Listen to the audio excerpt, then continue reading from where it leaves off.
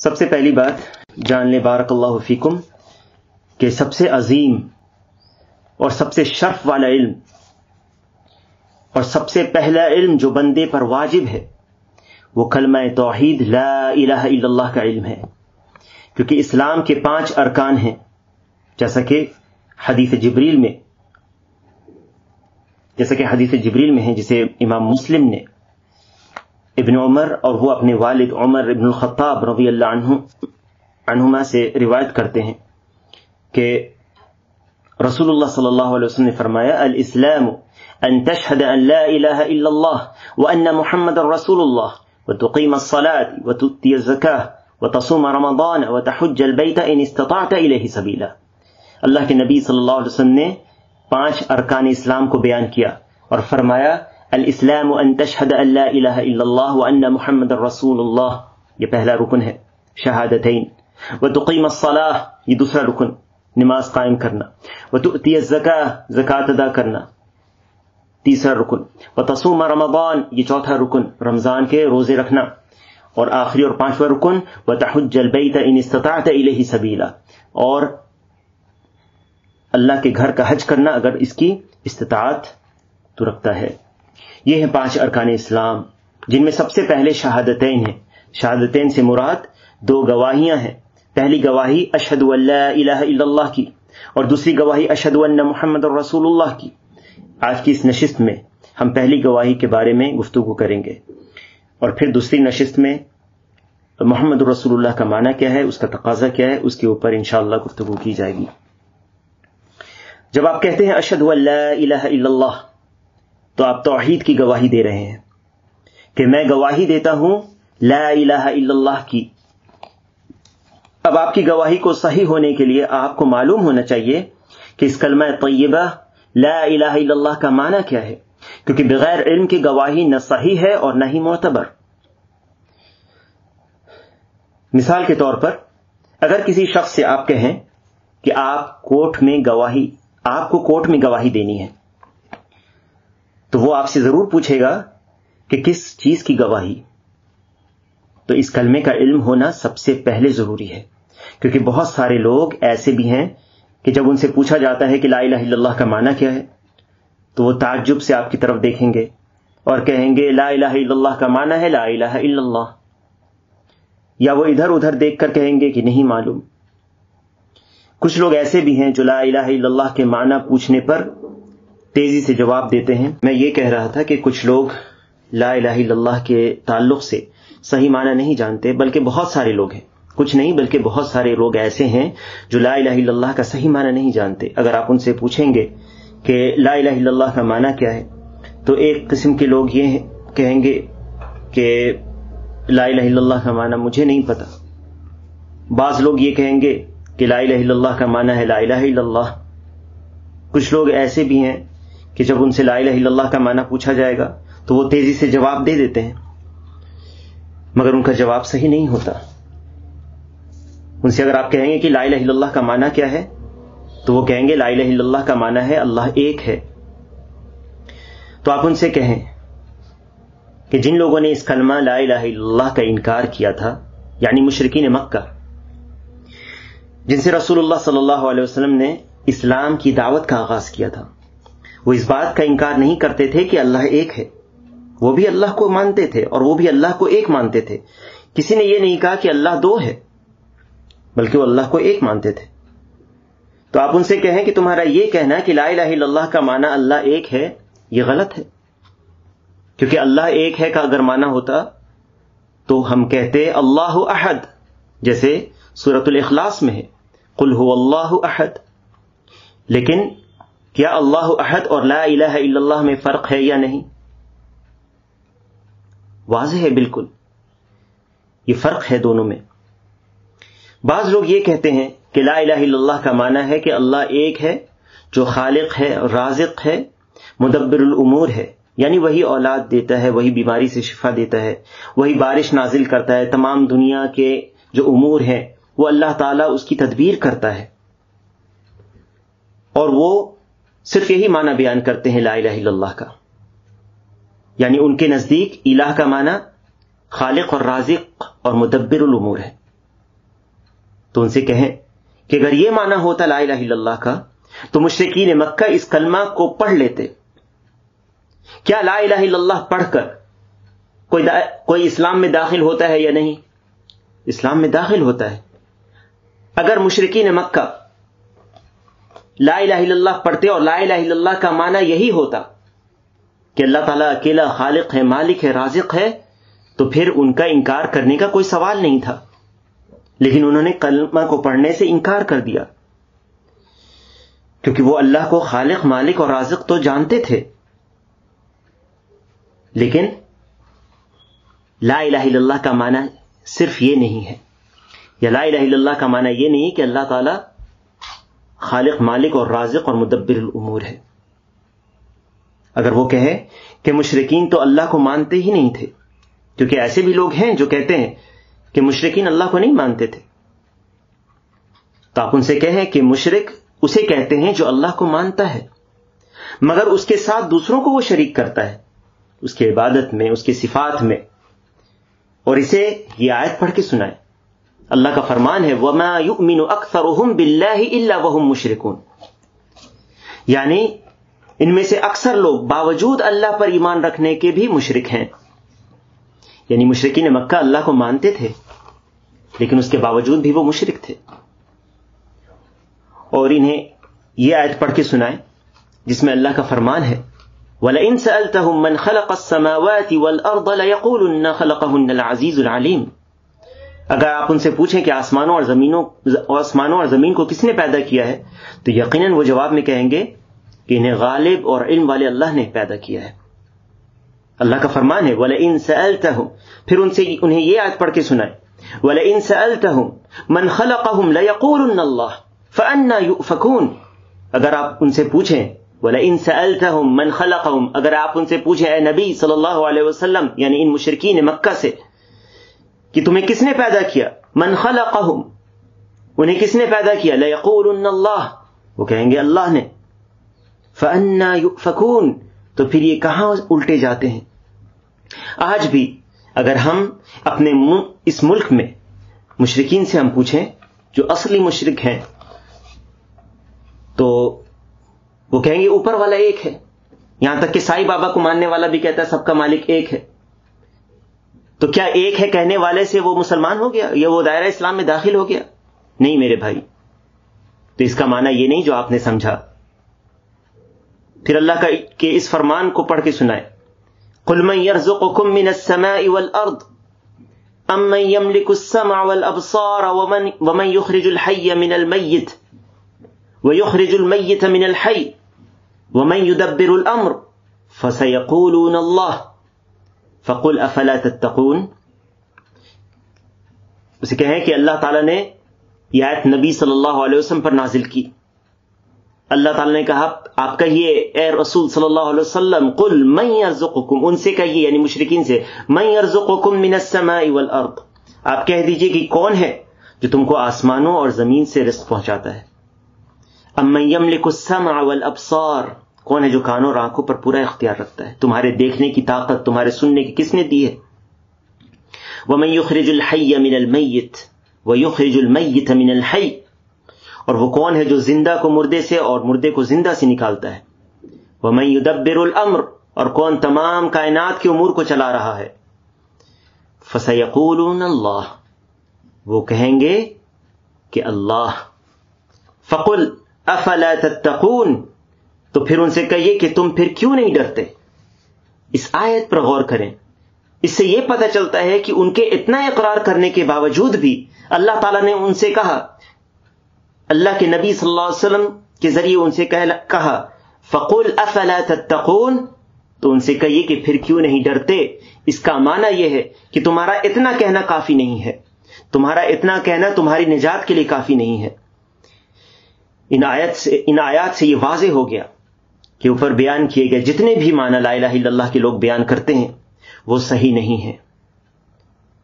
تو پھر اس کلمے کا معنی کیا؟ اور یہ حقیقت ہے کہ بہت سارے لوگ اس کے معنی کو چونکہ انہوں نے سیکھا نہیں ہے، اسے وہ نہیں جانتے.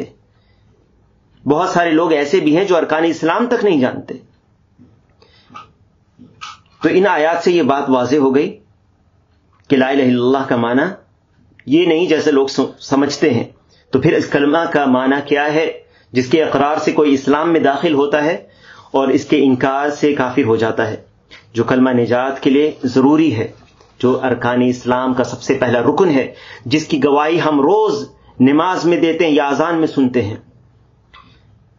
تو جان لیں بارک اللہ فیکم کہ کلمہ لا الہ الا اللہ 2 ارکان پر مشتمل ہے. پہلا رکن ہے نفی یا انکار کرنا، اور دوسرا رکن ہے اثبات یا ثابت کرنا یا اقرار کرنا. ہم کلمہ لا الہ الا اللہ کو دیکھتے ہیں. لا الہ یہ نفی ہے، کسی چیز کا انکار ہو رہا ہے، اور الا اللہ یہ کسی چیز کا اقرار ہو رہا ہے اور اثبات ہو رہا ہے. اور انکار پہلے ہے اس بات سے، اور انکار کس چیز کا ہو رہا ہے، اس بات کس چیز کا ہو رہا ہے. اس چیز کا اگر آپ کو علم ہو گیا تو آپ لا الہ الا اللہ کے معنی کو سمجھ گئے. تو جب ہم لا الہ الا اللہ کہتے ہیں تو اس میں لا الہ میں نفی ہے یعنی انکار ہے، الہ کی تمام معبودان باطلہ کا انکار ہے، تمام جھوٹے معبودوں کا انکار ہے. اب کوئی یہ کہہ سکتا ہے کہ کیا اللہ کے سوا کوئی معبود ہے؟ تو ہم کہیں گے کہ معبود بہت ہیں، کیونکہ معبود کا معنی ہے جس کی عبادت کی جاتی ہے. اس بات کو اچھی طرح سمجھ لیں. معبود اسے کہتے ہیں جس کی عبادت کی جاتی ہے. عابد عبادت کرنے والا، فاعل ہے، فاعل کے وزن پر عابد عبادت کرنے والا، اور معبود مفعول ہے جس کی عبادت کی جائے. تو جس کی بھی عبادت ہو رہی ہے وہ معبود ہے. تو معبود تو بہت سارے ہیں، مگر یہ سچے معبود نہیں، یہ باطل معبود ہیں، یہ عبادت کے لائق نہیں گرچہ لوگ ان کی عبادت کرتے ہیں. تو پہلے رکن میں ان تمام معبودان باطلہ کی عبادت کی نفی ہے، ان کی عبادت کا انکار ہے، ان معبودان باطلہ کی عبادت کا انکار ہے. اور پھر جب ہم نے انکار کیا ان کی عبادت کا کہ یہ عبادت کے لائق نہیں، یہ ہے کفر بالطاغوت. جو سب سے پہلا رکن ہے یہ کفر بالطاغوت ہے، کیونکہ جب تک کوئی کفر بالطاغوت نہیں کرے گا اس کا اللہ پر ایمان لانا یہ صحیح نہیں ہوگا. اسی لیے اللہ سبحانہ وتعالی نے فرمایا فَمَن يَكْفُرْ بِالطَّاغُوتِ وَيُؤْمِن بِاللَّهِ فَقَدِ اسْتَمْسَكَ بِالْعُرْوَةِ الْوُثْقَىٰ لَا انفِصَامَ لَهَا. جس نے طاغوت کا انکار کیا اور پھر اللہ پر ایمان لایا. اللہ تعالیٰ کو شریک نہیں پسند ہے، اللہ تعالیٰ غنی ہے ہر طرح کے شریک سے. اللہ سبحانہ وتعالی کی عبادت یکسوئی کے ساتھ، اخلاص کے ساتھ ہمیں کرنی ہے. تو سب سے پہلے جو بھی معبودان باطلہ ہیں ان کے تعلق سے ہمارے اندر یہ عقیدہ ہونا چاہیے کہ اللہ کے سوا کوئی عبادت کے لائق نہیں، کسی کی عبادت صحیح نہیں، بلکہ عبادت کے لائق صرف اور صرف اللہ وحدہ لا شریک لہ ہے. اور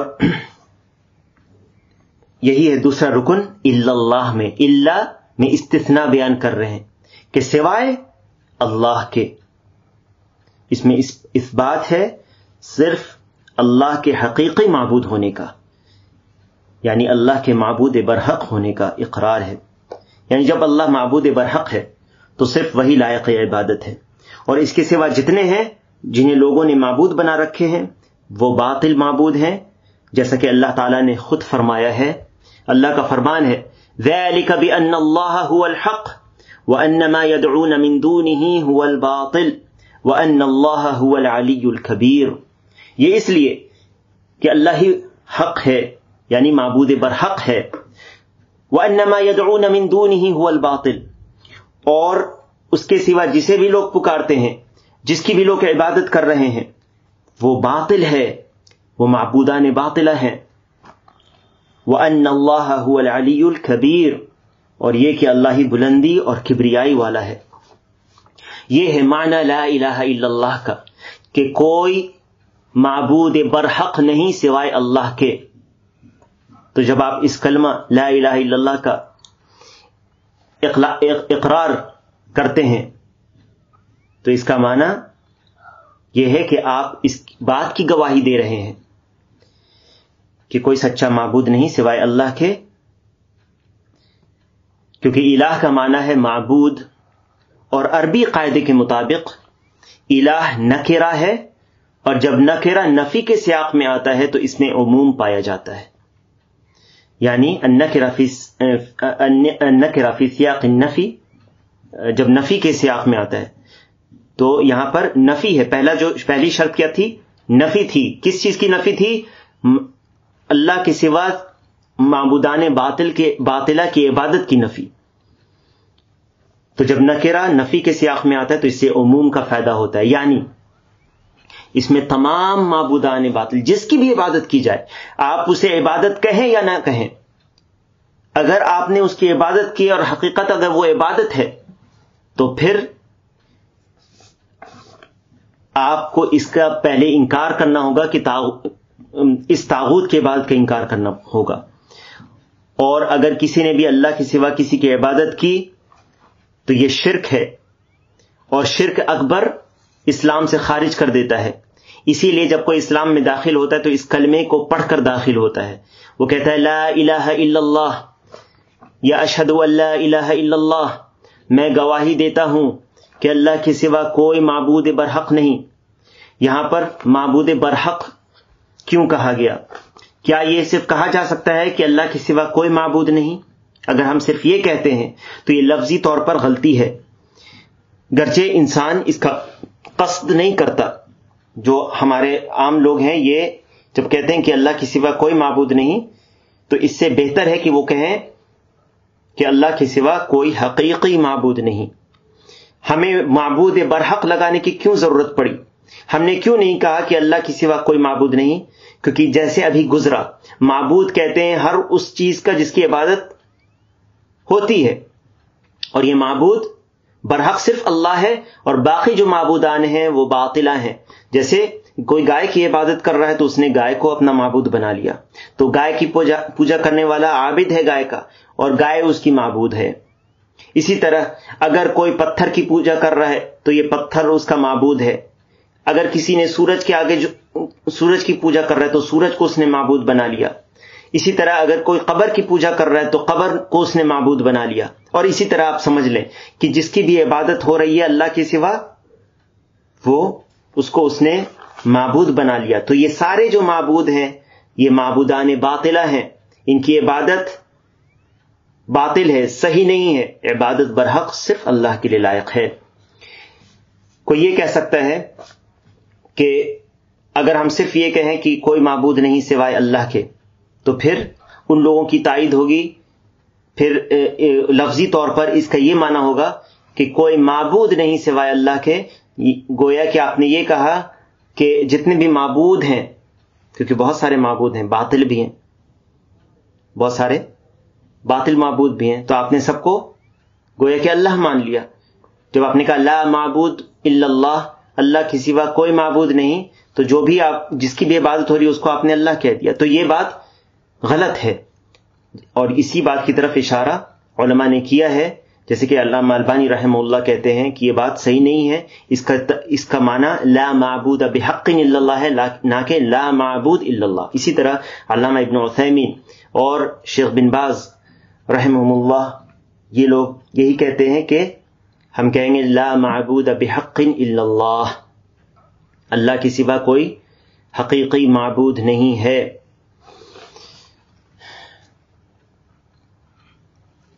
تو یہ ہے معنی لا الہ الا اللہ، لا الہ الا اللہ کا. تو اشہد ان لا الہ الا اللہ کا معنی میں سب سے پہلے یہ کہنا ہے کہ میں گواہی دیتا ہوں کہ کوئی معبود برحق نہیں، اور یہ چاہے کوئی بھی ہو. اس میں سب سے پہلا جو رکن ہے اس میں نفی ہو رہی ہے ہر معبود کی سوائے اللہ کے، اور پھر ہم ثابت کر رہے ہیں صرف اللہ وحدہ لا شریک کے لیے عبادت کو الا اللہ کہہ کر. اور یہ نفی اور اثبات دونوں یہ ہے لا الہ الا اللہ کا معنی. اگر کسی نے نفی صرف کی ہے، اثبات نہیں کیا ہے، تو یہ دہریوں کا مذہب ہے جو کہتے ہیں کہ کوئی معبود نہیں، کوئی خدا نہیں. اور جو نفی نہیں کرتا ہے، صرف اثبات کرتا ہے، صرف ثابت کرتا ہے عبادت کو، چاہے وہ عبادت کسی کی بھی ہو، تو یہ مشرک کا مذہب ہے۔ مشرکین نفی نہیں کرتے، مشرکین کسی کی عبادت کی نفی نہیں کرتے، اور جو نفی کرتا ہے ہر باطل معبود کی اور صرف اللہ کی عبادت کا اقرار کرتا ہے وہ موحد اور مومن بنتا ہے۔